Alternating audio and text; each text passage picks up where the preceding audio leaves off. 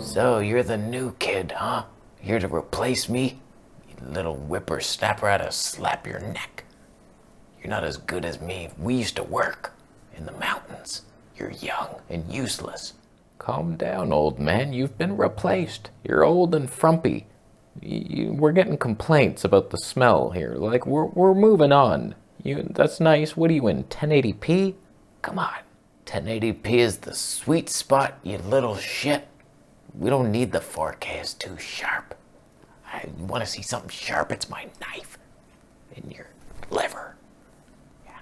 Look, I'm sure you were great in your time. You were doing 1080p. Wow, look at you. You actually did 4K. You can do it, I heard. How much of a crop, though? Is it a big crop? It's a tiny touch of a crop. A little 75%. What's wrong with that? Get a little closer. Your generation doesn't know closeness and family values. What are you doing? Like, how's your battery life? How long can you last in the winter? Huh? Some corners were cut. We had to use a smaller battery. It's okay. It lasts for a video or two. Just buy a couple. Have a spare in your pocket. You'll hardly notice it. They're tiny. Come on, man. Like, what's up with your autofocus? What are you talking about? I have dual pixel autofocus in here. It gets it. It's fine. And sure, sometimes I put glasses on and it no longer sees me. That's fine. We don't have to know that smart people can be filmed. They're fine. You're a dick. Do you have slow motion in those cameras? I forgot what your spec was. I can do 4K 60, no crop, it's full frame, and also HD 180 actually. So look, what do you do? I can do 120 easily. HD. It's not full HD, but it's like almost, it's like sharper than you'd think. 720. All I want is the perfect camera. All I want is the perfect camera. So I remember when the Canon EOS R was first announced, I was in Thailand, I was on this perfect camera search. I had only the Panasonic G85 with a manual focus 50mm equiv lens, and it was so annoying to be like basically here trying to judge the screen if I'm in focus. I ended up using the Sony X3000 for most of my videos. So like I trashed this thing because it's like HD, not even full HD, slow-mo with manual focus only, no IBIS. Like, it was way below our expectations, but 10 years later, and here we are, it's like one of my favorite cameras because the colors just look nice. It's pleasing enough as 1080p. Whatever, man. But we were gifted the Canon R8. Little replacement, are you?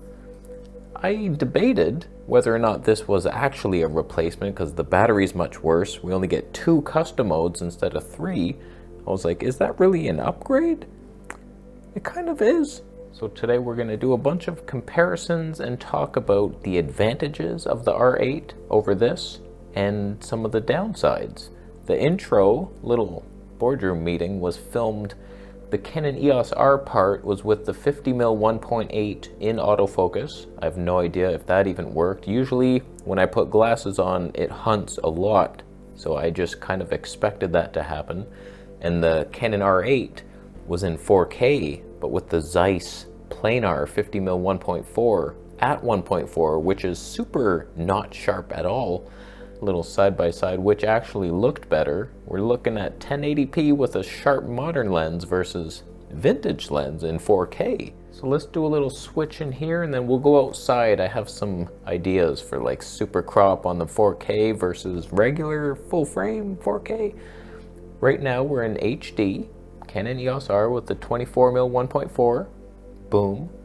Let's switch to the R8 with this same lens and see what the difference is. Is there color? Does that lamp get less clippy? Dynamic range, color test, autofocus. Let's do it. Horse meat.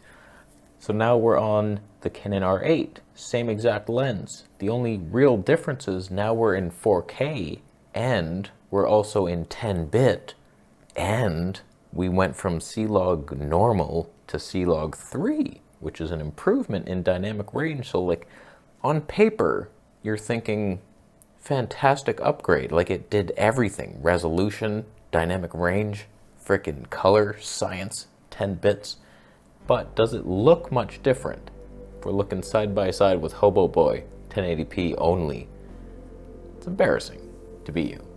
It's a special look. But like, I doubt you're like doing what I'm doing now.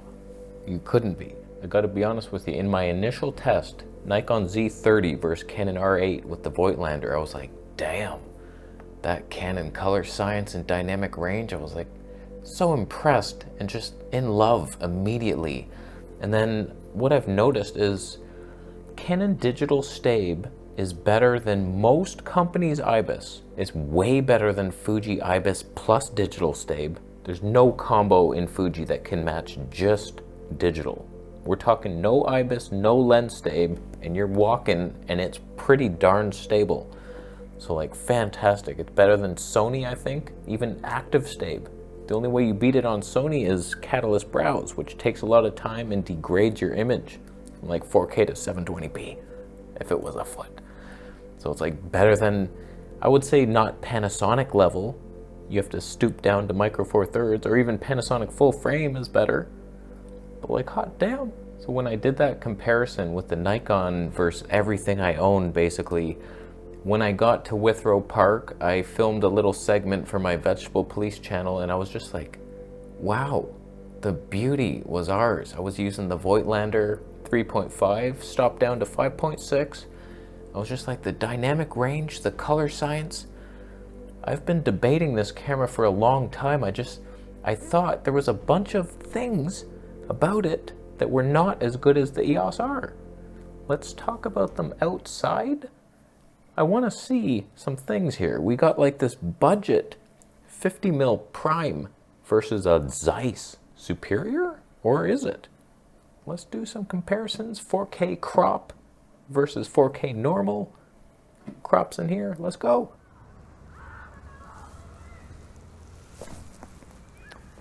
Why, hello to you. I'm thinking you'll have no idea what I focused on, but can you see a difference right now? Like, which one looks better to you? One is the Canon EOS R with the modern 50mm 1.8. The other is the Canon R8 with the Zeiss 50mm 1.4. Both of them are at 2.8. One's in HD, obviously. I tried like the modern sharper lens with HD, old technology, versus vintage 3D Pop Boy. Can you guess it? On that side, we got Canon R with the cheap budget 50mm. We're in 1080p. Is a pop factor happening right now?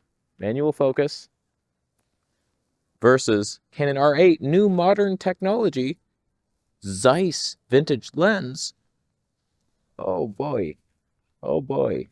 4K versus HD. I have this obsession with old vintage lenses, like old Leica, Voigtlander stuff, Zeiss, and I'm always searching to buy them. Whereas like when I do these side-by-sides, I think most people just prefer whatever is sharper. They're like, I like that one more. This is more saturated. Wow, I like it. Like, you're all dumb. But do you cater to the dumbards? Or do you go for a vintage pop? Oh, the pop factor could be real, my friend. Okay, we've got a bunch of tests to do. Let's do some autofocus, see if old Canon EOS R technology keeps up the new guy. Why, hello to you, EOS R, 50mm 1.8.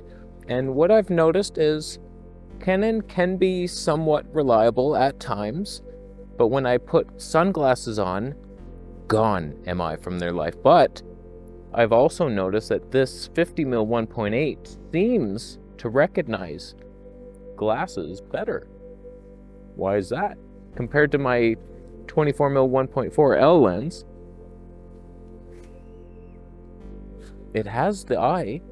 It does switch to the face quite a bit, but I just noticed that you put on clear glasses. The lens is clear, the eye's right in there. There's nothing to miss. And it would falter. Maybe it's not doing that. What if I'm turning around? These are the things that autofocus algorithms sometimes don't do. You turn and it's like, what happened? Human faces look like this and then like that. When they look west, go west sometimes. All right, let's, same lens, boom. The hell's your problem? Are you serious? You're serious right now. Oh, God. Oh, wow. Let me try that without the glasses, because what the flying squirrel shit. I'm in disbelief. I'm so saddened right now. R8, same lens. Everything was the same. I do have like settings a little slow and I changed some things, but it shouldn't be that slow. Oh my God, I thought it was an upgrade. I thought I upgraded. I downgraded in every way. Marcus picks one. He tried to kill me. It's just a gift. Relax. So, what I've noticed on this, other than what we've seen already being absolutely abysmal, it has subject detect only. That could be helping so much. Can you turn it on while recording? I have it on a custom button. Yes, you can. I was just not reaching it with the glow because I don't know what I was touching. So like technically, we're right here. If I leave the frame, it won't go hunting to the background and it'll stay on me. But in theory, it just should never hunt unless there's another human in the frame and it hunts to them. There's no reason it would be looking around. So that could be the ultimate life hack. But what happens when you wear glasses? It seems to be detecting it better. Eye box only. Uh-oh. It did switch to a face.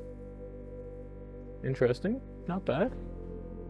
So I think this will be more reliable, but we can't guarantee it. Let's move on. Okay, now we're going to talk about some specs that I wrote down, things that you're going to notice different between the EOS R and the R8, whether or not they're upgrades or downgrades. And I just want to see if I could actually be far away from the camera. We're on the 50mm still, 1.8, but at 2.8. And can I stand here and trust you? Because there's no other subjects to detect here. Just have my ass or else. So, you might notice, so some things I'm noticing already. On the EOS R, if you're in C-Log, you cannot auto-expose. No auto-ISO, so like it's all manual. There's also no zebras. There's no way to know if you're exposed. So all I've ever done on the EOS R is just look at the metering and hope to God that it's about +1 and just leave it there and hope a cloud doesn't go by. Thankfully, it's all clouds all the time today.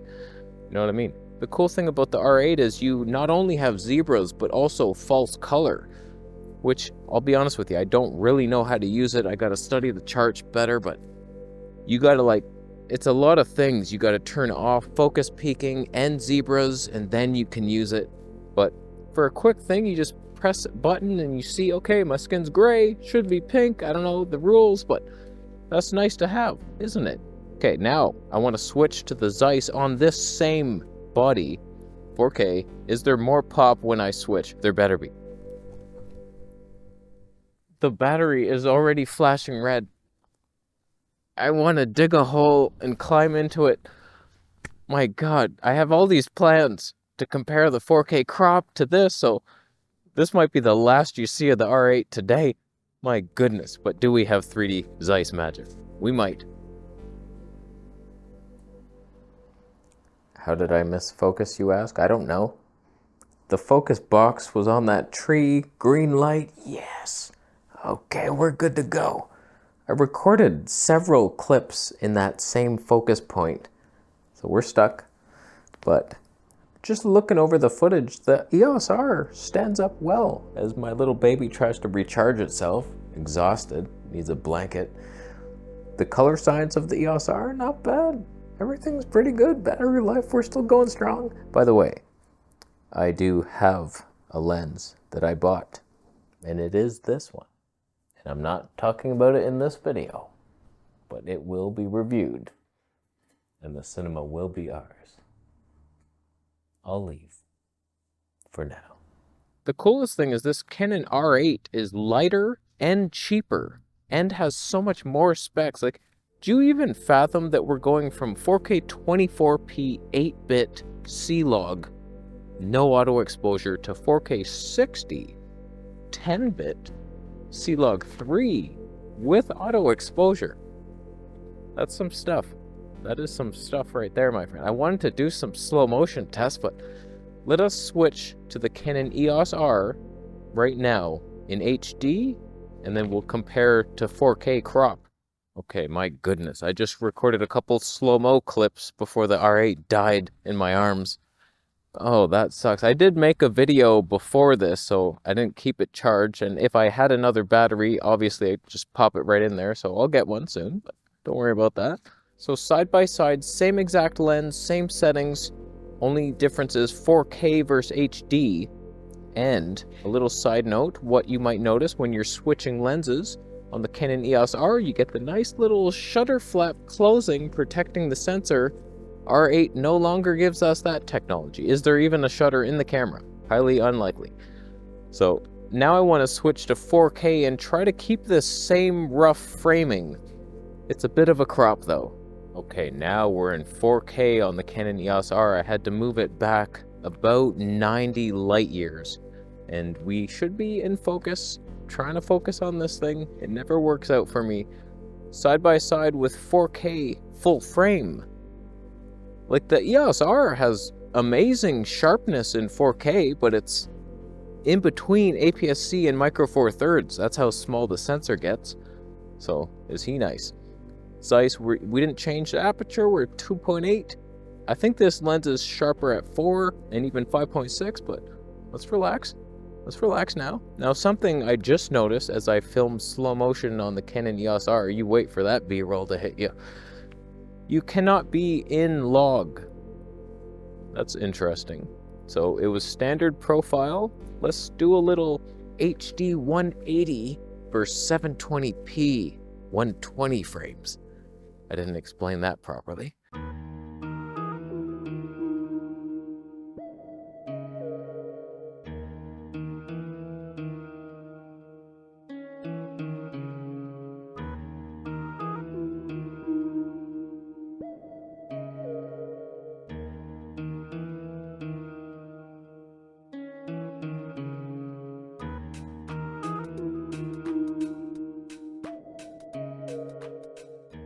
Do you have any life left in you, girl?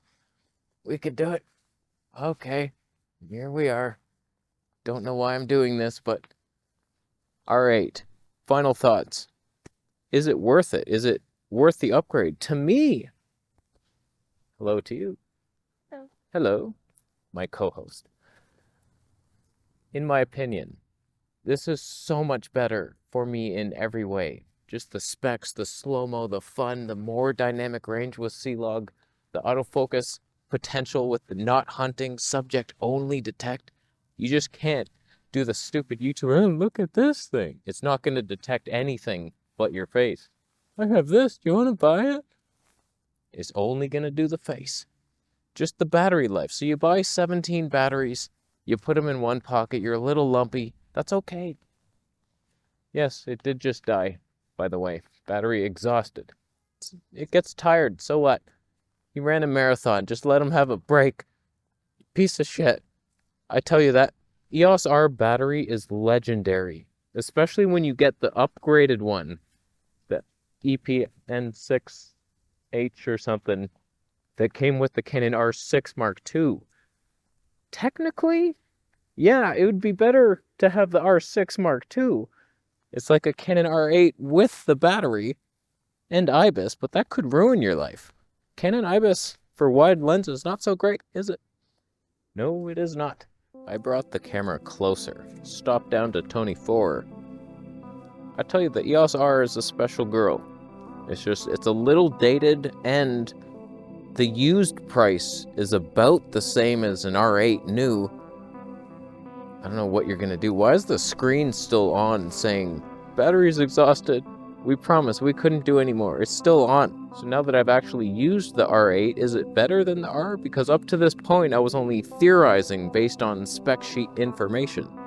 But now using it, it's like, yeah, it is a lot better. The only drawbacks are the battery, and there's only 2 custom modes, which is a bit of a bitch, if I'm being honest with you. I mean, you can be in regular, aperture, manual, all those stuff, and you got your regular 4K 24p setting, and then your custom 1 is 4K 60, custom 2 is HD 180. I can live with that. I can live with it. Is it going to be the best wildlife camera? Probably not. No IBIS. But for vlogging, you don't really need it. Hot damn. Hot damn. So thank you, Marcus Pix, for the generous gift. 50mm 1.8. I'm curious to see how that performed today. What was your favorite combo? Which camera and lens? 4K Canon always wins in the EOS R. So I think we're done here. You subscribing for more videos, and I'll see you in the next one. Wow. You're still here. Does that mean you want to be a part of the giveaway that we're doing right now? This is a random, I just had this thought. I'm going to buy one of you a DJI Action 4, used, obviously, from Amazon warehouse. Scratch to hell. Email me, vegetablepolice@gmail.com. In the spirit of Marcus Pix giving, I just feel like, let's give back a little bit. Fun. I love that Action 4, so I want to buy one of you hobo scrubs.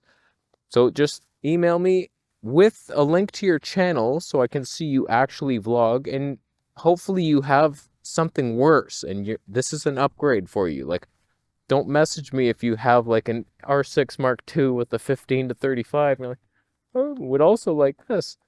Hobo scrubs here that are filming on their phones or something like a GoPro 7. An Action 4 is yours, my friend. I will decide who wins, and then I'll just email you and never speak of it again. I give things away on the health channel all the time, but never here for some reason, because I don't know why. We'll figure that out another day. I'm going to leave. Subscribe for more.